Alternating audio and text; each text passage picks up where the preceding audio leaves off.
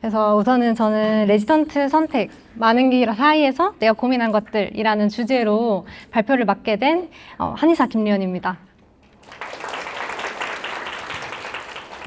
저는 이제 동신대학교 18학번으로 입학을 해서 24년에 이제 졸업하자마자 바로 동신한방병원 인턴으로 일반 수련의를 수료하게 되었습니다. 그래서 동병원에서 바로 한방내과 2년차로 지금 현재 레지던트를 하고 있습니다. 그래서 제가 오늘 좀 가감 없이 말씀을 드리려고 하는데 아무래도 뭐 이게 영상도 찍고 있다 보니까 제가 좀 부족하다 싶으면 개인적으로 찾아오셔서 엄청 현실적인 것들 가감하게 물어보시면 제가 아낌없이 말씀드릴 테니까 저를 많이 활용하고 오늘 귀가하시기를 부탁드리겠습니다. 네, 우선은 이제 제가 병원을 갔다 보니까 제 성적이 솔직히 궁금할 것 같아서 리얼로 들고 왔습니다. 그래서 이제 왼쪽이 제 내신 성적이에요. 이제 저 같은 경우는 이제 한의대 들어오기 전에 중앙대 화학과를 다니다가 왔는데 이제 진짜 밤새 매일 너무 미친 듯이 놀았는데 어느 순간부터 동기들이 사라지더라고요. 그래서 어디 갔나 했더니 이제 다 피트를 치러 간 거예요. 그래가지고 저도 그때 고민을 하기 시작했어요. 아, 나도 피트 쳐야 되나? 그런데 이제 피트는 물리를 해야 돼요. 근데 저는 물리를 C 이상 받아본 적이 없어요. 중앙대 다니면서. 그래서 이건 내 진로가 아니다 싶어가지고 다시 수능을 치겠다 마음을 먹고 온 한의대였어요. 그러다 보니까 이제 예과 때부터 조금 남들보다 더 열심히 공부를 하게 됐던 건 있었던 것 같습니다. 그래서 좀 운 좋게 이제 처음 예과 때 한 1, 2등 등수가 계속 나오게 되면서 이제 그게 화근이 돼가지고 옵세의 길로 들어섭니다. 그래서 굉장히 옵세인 상태로 대학교를 다니게 돼요. 그래서 본 1대 이제 그 옵세력이 완전 극도로 찍으면서 이제 몸과 마음이 피폐해지면서 약간 위기를 맞이하게 됩니다. 그렇게 해서 이제 본 2때 좀 헤매다가 이제 본산, 본사 때문에 얼추 이렇게 저렇게 수습을 해가지고 뭐 잘 마무리하게 됩니다. 국시 같은 경우는 제가 290점 중반대를 맞았던 걸로 기억을 하고 있어요. 정확한 점수까지는 기억이 안 나는데. 네. 그래서 이제 수련이가 도대체 뭐하고 사냐 이렇게 궁금해 하실 것 같아서 제가 크게 3가지로 나눠서 설명을 드리려고 해요. 하루 일과, 그리고 당직, 그리고 급여 이렇게 나눠서 설명드리려고 하는데 일단 인턴의 하루부터 한번 볼게요. 인턴 선생님들은 일단 아침 6시에 출근해서 저녁 6시에 퇴근을 하십니다. 아침 6시부터 8시에 브리핑을 할 이제 내용을 조사하러 다녀요. 뭐 환자한테 어제 밥은 잘 먹었는지, 잠은 잘 잤는지, 똥은 잘 쌌는지 이제 이런 걸 물으러 다니는 거예요. 그래가지고 8시에 이제 교수님이랑 레지던트한테 브리핑을 합니다. 그리고 나서 회진을 하고 그다음에 이제 병동에 있는 미친 듯이 발침을 하러 다녀요. 네, 인턴은 발침 킹이 될 수 있습니다. 그렇게 해서 입원 오면 입원도 받고 이제 인턴은 모든 노티의 1차선이에요. 그래서 인턴은 병원을 1초도 비울 수가 없는 게 저희 병원의 이제 규칙입니다. 그래서 모든 병동은 인턴한테 노티를 하고 인턴은 레지던트한테 노티를 하는 구조로 병원은 돌아가고 있고요. 6시에 이제 행복한 퇴근을 할 것이냐, 이제 암울한 당직의 밤을 맞이할 것이냐, 그건 이제 그날 다르게 운영됩니다.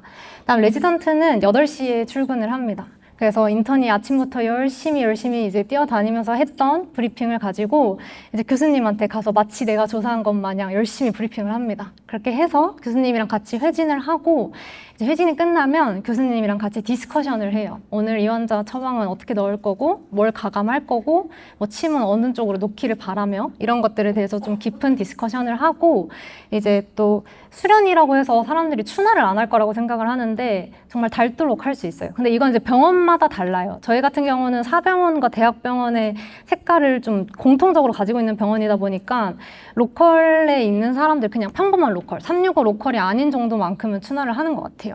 그리고 그 다음에 이제 당직이 제일 궁금하실 것 같은데 이게 저희 병원 당직 이제 일수를 제가 통계로 잡아온 겁니다. 그래서 확실한 거는 3년 차까지 올라가면 당직 수는 아주 극도로 줄어들어요. 그래서 영원히 고통받는 건 절대 아니다, 여러분들. 그걸 꼭 알아주셨으면 좋겠고 요거는 만약 궁금하시면 찍어 갔다가 한번 아 이게 지금 내가 할 수 있는 일인가 뭐 이런 생각하면서 한번 들여다보시면 좋을 것 같습니다. 그 다음은 이제 급여인데요. 급여는 이제 제가 아무래도 공개되는 강의다 보니까 대놓고 적어놓지는 못했고 이렇게 소심하게 이모티콘으로 앞자리를 달아놨어요. 그래서 한 2자 때 N으로 받는다 이렇게 생각하시면 되고 이제 국립대는 아무래도 야간 수당을 다 쳐줘야 되기 때문에 훨씬 저희랑 이제 다른 그런 이제 좋은 삶을 살고 계세요. 근데 이제 인턴부터 연차가 올라가면 올라갈수록 아주 미미하긴 하지만 월급이 오르긴 올라요. 그리고 레지던트는 이제 추나 인센티브라는 게 있습니다. 그래서 하루 진짜 고생해서 추나를 하면 이제 치킨에다가 이제 캔맥주, 생맥 아니에요? 캔맥주 정도까지 먹을 수 있을 정도의 인센티브는 나오게 됩니다. 그리고 이제 유급 휴가이고 이런 건 넘어가겠습니다. 네, 이제부터 사실 주제에 제일 적합한 얘기인데 제가 이제 이 무렵에 딱 지금 선생님들 이 시기 무렵에 제가 했던 고민들이에요. 5가지인데 마지막은 이제 약간 살짝 미쳐서 했던 생각. 아, 나 이제 6년 고생했는데 나 좀 가서 좀 길게 놀다 오면 안 되나? 그래서 이제 통장 잔고 보고 정신 차리죠. 그래서 이제 4가지를 좀 현실적으로 고민하게 됩니다. 이제 한방병원의 수련의로 살아가는 것, 그리고 이제 특화 전문 한의원에서 부원장으로 살아가는 것을 고민하게 됩니다. 네, 특화병원은 저는 이제 이런 계열을 좀 생각했었어요. 저 같은 경우는 뭐 좀 당뇨 특화를 하는 뭐 당땡 한의원, 뭐 피부 특화 하는 동땡 한의원 이렇게 좀 들어보셨을지 모르겠는데 좀 어떤 질환을 좀 굉장히 딥하게 다루는 그런 한의원을 고민을 했었습니다. 근데 이제 이 무렵에 그런 생각을 했죠. 아, 내가 갔는데 당뇨가 마음에 안 들 수도 있잖아요. 내가 안 하고 싶을 수도 있잖아. 근데 내가 여기 들어갔다가 평생 이걸 하면 어떡하지? 뭐 이런 생각이 든 거예요. 근데 이제 떡 줄 사람은 생각도 안 하는데 혼자 김치국을 열심히 마신 게 이런 특화 한의원은 사실 신졸이 발 디디기가 거의 불가능에 가깝습니다. 그래가지고 정신을 차리고 이제 이 생각은 좀 다시 접어두게 됩니다. 그 다음은 이제 미용 특화 한의원인데 우리 보통 이제 다들 잘 아는 다이땡 뭐 한의원 이런 데 있잖아요. 이런 데도 이제 저도 고민을 해봤죠. SNS에서 보는 이제 화려한 선배님들 보면서 아, 나도 졸업하면 좀 저렇게 화려하게 살 수 있나? 막 이런 생각을 하면서 사실 이 유혹을 참기가 쉽지 않았습니다. 다행히 이제 좀 뭐 이런저런 생각 끝에 수련이라는 뭐 진로를 선택하게 됐는데 페이가 가장 높은 한의원, 이제 우리 흔히 아는 365 한의원 같은 거 있잖아요. 여기 가서 1년만 진짜 한번 세게 돈을 벌어볼까? 뭐 이런 생각도 합니다. 근데 이제 막 180 넘는 동기가 옆에 지나가면 정신이 더 차리죠. 내가 쟤네를 어떻게 이기나 막 이런 생각이 들면서 이제 여러 고민 끝에 한방병원을 가는 선택을 하게 됩니다. 그래서 이제 제가 그래서 왜 선택했느냐.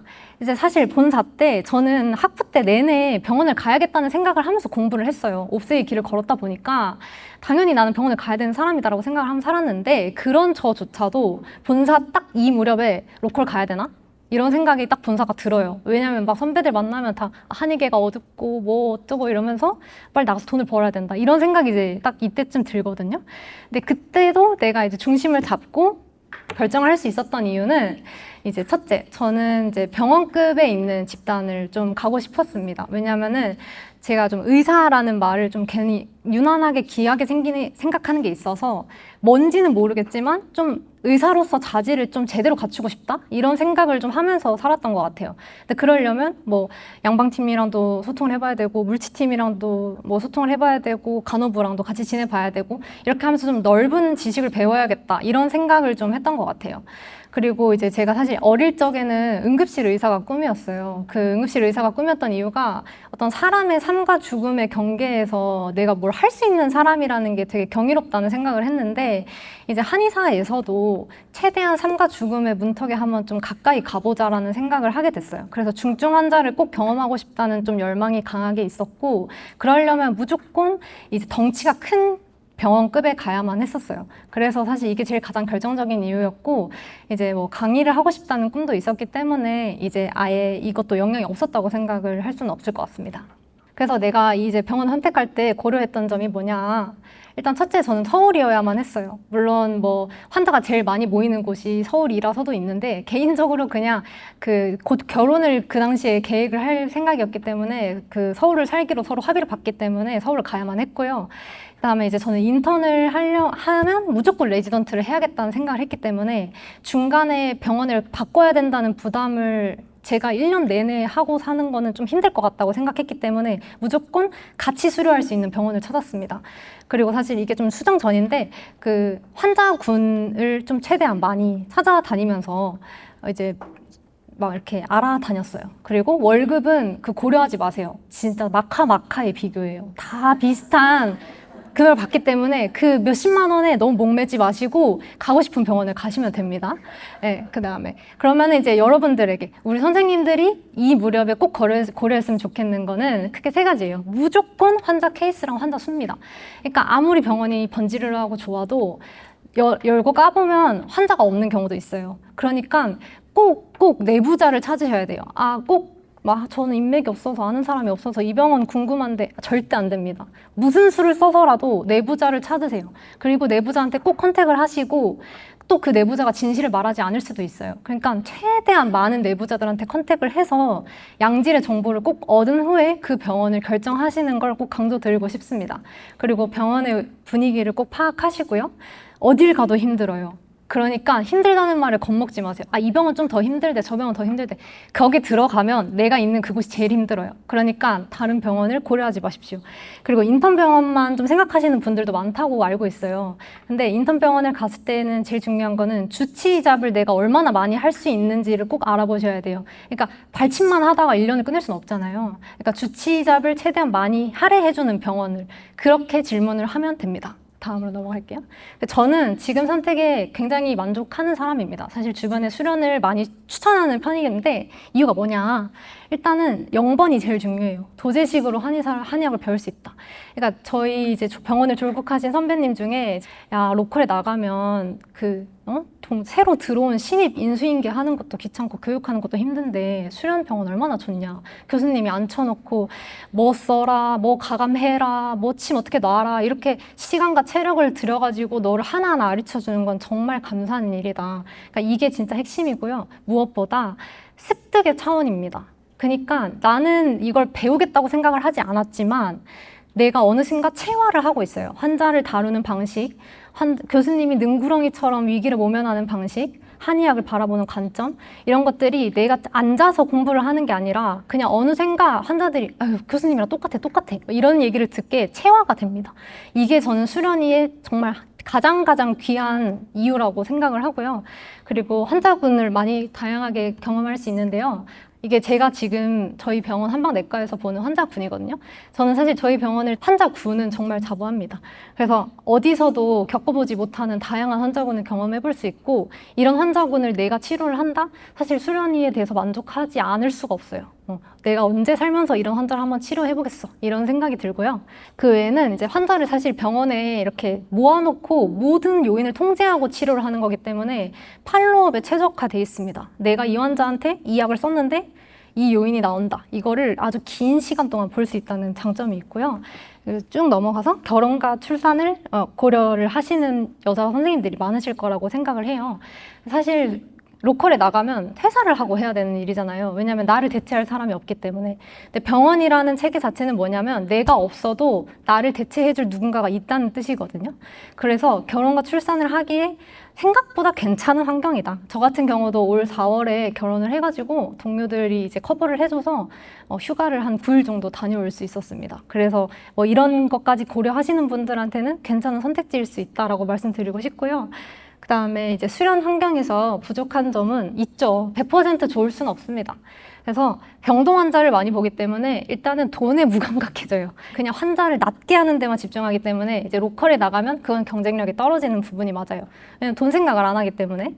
둘째로 환자를 올려서 병동 주치를 하는 거기 때문에 초진을 보는 능력이 떨어집니다. 연습을 할 수는 있으나 이거는 이제 수련일 끝나고 로컬에 나가서 직접 부딪혀서 극복하셔야 될 부분이라고 생각합니다.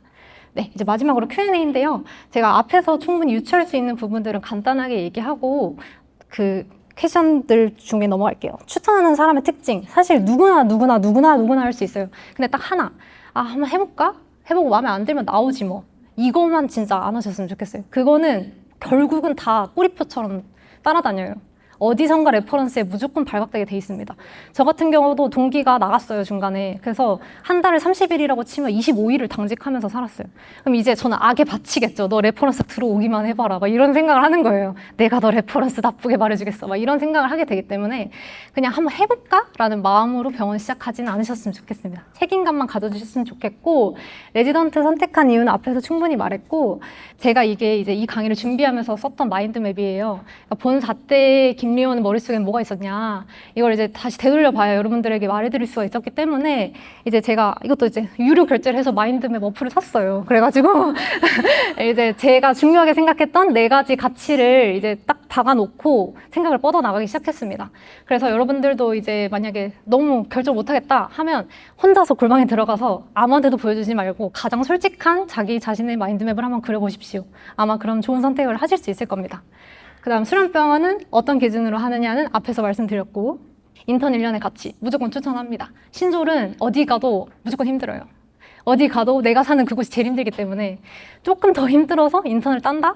그리고 더 밀도 있는 배움을 한다? 저는 정말 강력하게 추천합니다. 단 주치의잡을 많이 할 수 있는 병원으로 꼭 가십시오. 그 다음에 레지던트 생활의 현실, 예상과 달랐던 점이 뭐가 있냐? 사실 이게 제일 답변하기 어려웠는데 그냥 딱 떠올랐던 거는 내가 학생 때 한의학에 대해서 가지고 있었던 불안함은 정말 그럴 필요 없다. 생각보다 한의학이 너무나도 다양한 환자군에 질환군에 생각보다 유효율이 정말 높다. 여러분들이 정말 최선을 다해서 한의사로 살아가 봄직하다라고 저는 비록 임상 3년차밖에 안 됐지만 많이 느끼고 있습니다.